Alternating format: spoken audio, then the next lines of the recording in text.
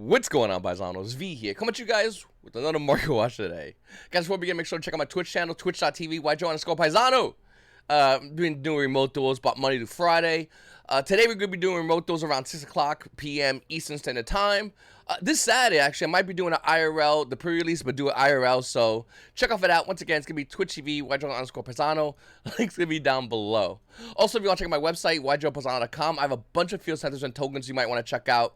Everything comes with tracking, so there's that. And free shipping for everything over $25. So there you go. All right. Photon Hypernova has a bunch of stuff. And a lot of Yu-Gi-Oh! Players are actually really excited about a lot of different things, obviously. Like every core set, Konami releases a little bit something for everybody. And I mean a little bit. But in Photon Hypernova, Planet Patrols are going to be getting some new support. Now, we don't know if this is going to be good, and let's be honest, it's probably not going to be good, but who knows? Who knows? I mean, a lot of things from my releases that are TCG specific wind up not doing as well. It's been a long time. But Planet Patrols is one of those decks that, I'll be honest with you, I bought, I own, and I have zero idea how to play. I know a little bit about what it wants to do, but I mean, this deck can do a lot. The current prices of Planet Patrol are relatively inexpensive. They're not really crazy high. Even Planet Patrol ship lease, it's like $5, but then you can get the Ultra for 21 cents. Once again, Planet Patrol is not an expensive deck, and this deck I think every Yu-Gi-Oh! Player should learn, including myself. I think it's a great deck, and I do think that with the new support, you're going to see Yu-Gi-Oh! Players obviously trying to go ahead and grab those cards. Now, the question is, do you know how to play against them? Do you know what they do, and can your deck beat them? You might want to learn. I know I'm going to be. Listen, OTS Tournament Pack 21, OTS Tournament Pack 21 actually came out, well, was announced to come out. It's coming out February 9th. Yeah, February 9th. And it has a lot of weird things. You know, everyone's saying, hey, listen, Tilaments are going to get destroyed on the ban list. And I don't think they're wrong. I think Tilaments will get hit in the ban list. And, of course, will survive. Look at the OCG. Sprites will get hit in the ban list. Sure, I think there might be a hit. But look at the OTS. Kashiras, they might get preemptively hit. Maybe hit Unicorn. Or maybe ban that XC that hits extra monster, Diabolos. Diablo, I don't know how to say his name. Maybe hit that guy. Yeah, but they might see play still. And Konami, with us knowing all of that, Konami said your next OTS packs will come out in about 6 days. Here's some ultimate rares of those exact cards that we're probably going to be hitting on the ban list. Now, we don't know what's going to happen as far as the ban list, and let's be honest with you, there's probably not going to be as big of a deal. Konami has been known to not hit things heavily, even though they're showing dominance. I mean, yes, I think Tilaments are like dragon rulers as far as the hits. You keep hitting them, Konami, they're going to keep changing. It's going to take a long while because you release something so overpowered, like crazily overpowered. Not only that, though, with Tilaments Rhinoheart, Konami went back in and said, you know what, we're going to go ahead and put your Merrily and your Havness, they're going to be your super rares. Once again, I don't think that this protects these cards from being hit in the ban list. They could very well hit Havness to 1. Could be a possibility. Nevertheless, Yu-Gi-Oh! Players are still going to try to get these OTS super rares, as well as Ultimate Rare Rhinoheart, as well as Sprite players and Kashira players, and mixture of everybody. So, I do think OTS 21 is going to be a huge success because of the hype of Photon Hypernova. In fact, I think within about a week, maybe 2 weeks at most, we'll see a ban list. So keep eye for a ban coming up soon that more than likely hits Sprites, hits Tilaments, and maybe Kashiras, probably not, but maybe inadvertently hit Kashiras. That's what I think is going to be happening. Normally I do ban prediction videos, and the issue with that is nobody's happy because everyone plays something, so they bitch about it, but they don't say, like, I wish you could find what someone actually plays, and then him go, I don't think Sprites are going to hit V. In fact, you know what, V? I think they're going to unlock more cards for Sprites. I think Sprites need to, and you're just like, dude, you just bought the deck and you want to feel comfortable about what you purchased, but let's be honest, like, whatever, man. All right, listen, looking over at Tilaments, we're going to go look at a couple of deck horse today. Tilaments cards, well, Rhinoheart has been basically $7.50, hasn't been really moving around as much in the market. You can't really see it too well, but Ruclos is $3.25. Kaleidoheart $2. I remember when Ruclos first came out, it was insanely expensive as any card would be normally, and the price went super low in value. We're going to be talking about Photon Hypernova in a second, and I think that's going to be happening almost the same way. Starlight Ruclos is barely holding on to $194. I do think this card will still see play unless Konami hits it, so I wouldn't recommend buying it, obviously, because you never know, but listen, I think Ruclos is a great card still, and the Starlight Rare, once we pass the ban list, might be a consideration for picking up if you have that kind of money. Looking at the rest of the cards, though, relatively inexpensive. Well, besides the Field Spell, and once again, we'll get to the Photon Hypernova. Looking over at Sprites, Sprite Blue is currently $38. Now, this is kind of like the standard price for Sprite Blue, $38, $45 roughly. And to be honest with you, I think the price of Sprite Blue is about to go even lower.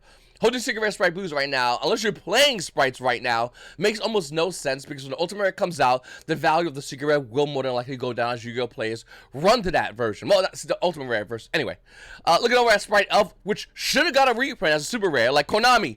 This should have been your reprint. Ultimate Rare, Super Rare, like it should have been Elf all day long. Sprite Elf is currently $19. A little bit higher than its current $17 market price, almost $18. Listen, I think Sprite Elf is a great card. Obviously, everyone's pretty much putting it in their deck. If you can fit it, you're gonna fit it. It is insane. And once again, didn't get a reprint. Sprite Sprin's roughly around $7. Everyone's just playing one of these. I think the only talk time we heard people talk about playing two of these was like when the card first came out, and I think played the first YCS. And after that, everyone said, screw it, we're just playing two. A Sprite starter is about $5. So here's the thing about like deck archetypes. If you hit one card, but if it's a popular archetype, something else is going to rise in value. So my question to everybody watching this video is, what will that be? Will it be Sprite Elf, which more than likely would be, or would it be something like Sprite Starter? Once again, both these cards are ultra rares. Both these cards came out of Elements. There's 54 listings for Elf, 71 listings for Starters. So what could it be is the question. But I do see Sprite Blue going down. Something's going to replace that value-wise. So if you don't have the rest of your Sprite stuff, you might want to consider picking it up. Sprite Elf, it's pretty expensive, but you know, it's on you. Then we have, well, Kashiras, besides the new support. Ignore all the new support. Kashira Fenriers were roughly around $70 at one point. I picked the playset up for roughly at $210. And then it got announced as an Ultimate Rare reprint, and there goes the value. Now it's currently $52. Still expensive and still needed because OTS tournament pack, what are we up to, 21, 22, whatever, is not out yet. Once that comes out, the value of Kashira Fenrir will go down a little bit more in value. Unicorn, which hopefully we wish it got Super Rare reprint, didn't. And I wouldn't be surprised if we see Fenrir and Unicorn kind of swap places. Where Unicorn, especially if Kashira is showed to be a dominant deck, a tier 1 deck, if that is to be the case, Unicorn will actually become more valuable than Fenrir, if that is to be the case. Due to the fact that Unicorn doesn't have a reprint at all. Konami said we'll reprint Fenrir, no big deal. As an Ultra Rare, chill, Konami. And we'll just take Unicorn and we'll just leave it as is. We won't touch it. Once again, if Unicorn sees a lot more play, if Kashira is by themselves, or if Unicorn at 3 is a norm in the tier 1 game state, Unicorn will go up in value, no doubt in my mind. A lot of the cards are just relatively inexpensive. You know, get yours at 3s if you can. Alright, now so about Photon Hypernova. This set is so overpriced. It's so overpriced, and the reason why is because of hype. So the reason why Photon Hypernova is so expensive because of hype around this set. We've been playing Tilaments forever, and then Sprites at regionals. So all the Yu-Gi-Oh players are kind of like just bummed out. They're bored, and now we're getting new cards that kind of support that still. But hey, listen, there's new cards, new things, new tactics, new builds. Let's go. So Yu-Gi-Oh players are obviously looking to get Photon Hypernova. Kashira Rice Heart, the starter rare is already $370. The market price is only $382. Once again, these cards are going to be going down in value. I wouldn't recommend you rushing in and buying these cards immediately. Never buy pre-sale cards. You will get burned 99% of the time. Are there some good pre-sale cards? Sure, but once again, why would you buy now when the value goes down? I can never understand Yu-Gi-Oh! Players' mentality. I've been arguing with the sentiment for years. And there are some people like, hey V, I pre-bought fill in the blank, and I'm just like, dude, why? Like you lost money. You won't get it immediately. Still, it has to be shipped to you anyway. Looking at a lot of this stuff though, Gold Pride Captain Carry is $318. I don't know nothing about Gold Prides. It could be like Plunder Patrols, and if it is, cool. You might want to learn what it does and then put it to the side because the value of the Starlight Rare obviously is overpriced. I think all these are overpriced. Mirror Jade the Ice Blade Dragon is really interesting actually because we really haven't seen as much branded. Lately we saw more branded players starting to come out of nowhere, but branded overall compared to like Tilaments and Sprites are almost nowhere to be seen. With that said, I do think Mirror Jade the Ice Blade Dragon Starlight Rare is really probably gonna be a good looking Starlight Rare. Not a 570, but still good looking nonetheless. I'm gonna be surprised if the value of this card goes to roughly around 250, roughly, maybe 300 at most for Mirror Jade. So that's where I'm seeing this card go at. I don't think it's 570. Kashira Rice Heart, no shot it's gonna be selling for 370. Oh, it will sell some people that think they're getting a good deal buying at 370, but bad idea. All right, let's look at some secret rares. Triple Tactics Thrust. So the price for this card actually between yesterday and today, really didn't change much. The card's currently roughly around $80 in TCG Player. Shockingly, this is not a Starlight Rare, but Talents is a Starlight Rare. Like, that'd be great if they made this and Talents Starlight Rare, but what are you gonna do? Triple Deck Talents is roughly around $80 right now. I think around, once again, the pre-sale price is a little bit high, but Thrust might go down a little bit, but realistically, we don't know. I don't know why my voice is peaked right there, but we don't know what's going to happen with this card's price point. We have zero idea how much a play this card's going to see. I expected to see a good amount of play, and the value of this card being $80, maybe this pre-sale card hops into regular market at $80. Maybe hops in around $70. But anything underneath that, I can't see that happening. A lot of other cards, Pressure Planet, Rapes, Rat Salt. Rat Salt? There's no H there.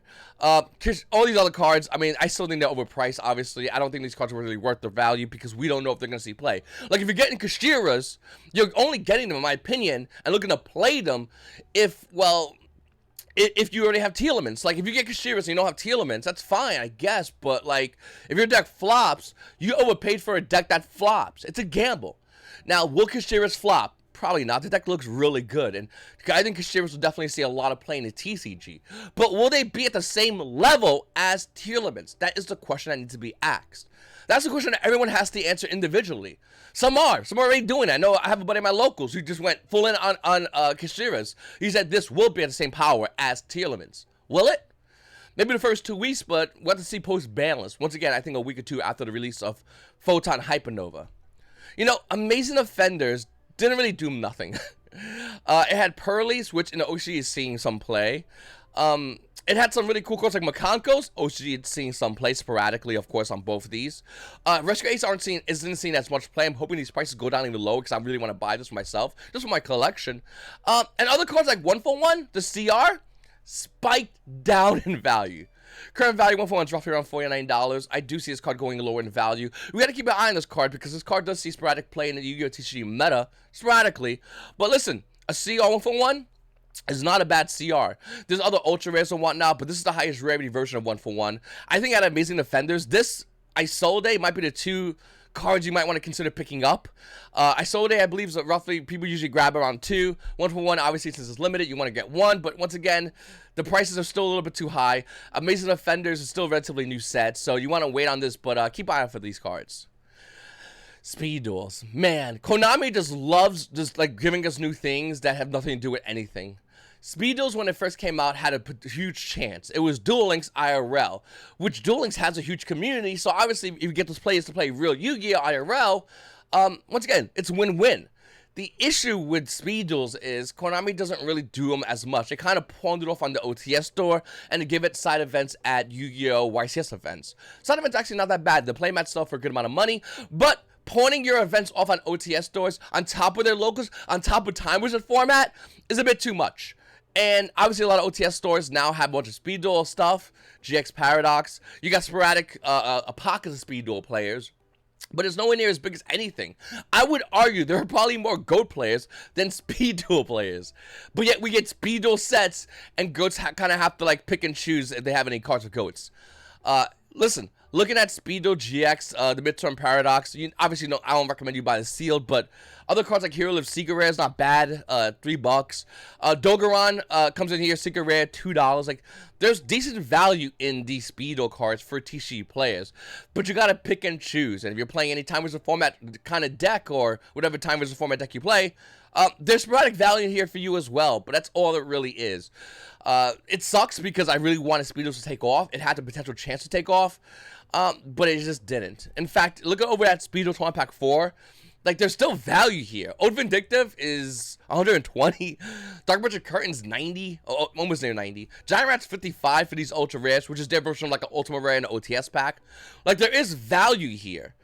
But do you want to go in for that value? Breaker is a super rare, which is our equivalent to a common in the OTS pack, and it's around $15. Pre-prep 10, by the way. Like, once again, I keep saying it, but it's so true. Like, but the problem is, you're gonna have to play Speed Duels to get this. And do you want to do that? It's up to you. Obviously, a lot of players aren't really doing that. Another friendly reminder that Red Structure Goon is still around to be played in the Yu-Gi-Oh! TCG, despite the fact that in the Oshi, that bitch is gone. Whereas Dr. Dragoon Starlight Rare has been taking the value, but it recently has slowly been climbing back up, actually. Look at the month chart. You can see it slowly climb back up. At lowest, it was 229. The last buy was yesterday for 230. And then you see it over here, same thing, once again, being around 230. So what's going on here? Is Dragoon ever going to come back into the game? Hopefully not. I hate this card, but you have to play in reality, and there's always a chance this card can come back. Hopefully not, once again, but that is a reality. Now, I personally don't own any of these cards. I hate Dragoon. But listen, the other versions, the Ultra Rare is 12, the Prismatic Secret's 13. There's value here for Dragoon, so yeah, I don't know what's going on with this, but just always keep an eye out for a card like this, because the only way to like really mess this card up is play Super Poly, which Tilaments kind of could do. Some Tilaments decks are, most aren't. I do think with the upcoming ban list, there's a chance more Yu-Gi-Oh players will want to consider playing Super Poly if we see other decks like Sprites catch up to Tilaments. Then we have the most cheapest OTS set out there. OTS 1 pack 15. Ultimate Rare Dark Requiem is $8.50. Armed Dragon, 11 bucks. Crystal Needle Fiber, which is banned, is $28, and that's the most expensive Ultimate Rare at OTS Long Pack 15. I don't know what's going on with this set. I mean, it had a lot of great super rares, Show Dragon, Zodiac Borbo, and stuff like that. At the time, Barricade Board Blocker, Noctivision, but for the most part, this set is pretty much the forgotten OTS set. Now, I'm not saying go in and grab Armed Dragon or Dark Requiem. I actually still own my Ulti Needle Fiber. I'm just holding it. Why not? I'm not saying to go in and grab these cards, but it's always going to keep an eye on these cards, because these cards, you never know. Yeah, like, you honestly have zero idea what could happen. Can Armed Dragon level 10 become a $100 card in the future? Hey, listen, Yu-Gi-Oh market is so crazy, it's hard to tell if it can or can. It more than likely won't, but how many times have more than likely won't changed for a card's value? Comment down below if you have one of those stories. And then, of course, we have Baron de Fleur. This card was like $100. It was a staple, and it's pretty much tanked in value. And tanked for Baron is $75 from being around $100. People are still buying it, though. You can see over here, 88, 74, 85. That's all today, by the way. So people are still buying this card. And it is a tech choice in a lot of decks. And other decks, like Sword Souls, you run it. But the thing is it seeing play amongst the best deck, which is Tilaments? Pretty much no. The thing about Baron on the Floor, it is still one of the best synchros in the game, and more than likely we'll see play in the future of the game of Yu-Gi-Oh! Unless it gets power creeped or reprinted, which is desperately due for. So it's a weird thing to hold this card if you're not using it right now. Do you sell it? Because if you need it, you're gonna have to buy it again, and people are. A lot of people. Let's go to sales history real quickly. A lot of people are buying this card. That's today. It's 11 a.m. The day just started, and like 4 dudes are like, oh, I need it for my deck. Boom. So once again, do you buy it? Do you sell it? Let me know if you sold yours already. Comment down below. It's your boy V. Hey, Pylon, before I begin, once again, my website, Twitch, I'm streaming today at 6. It's your boy V, and you guys have a great day.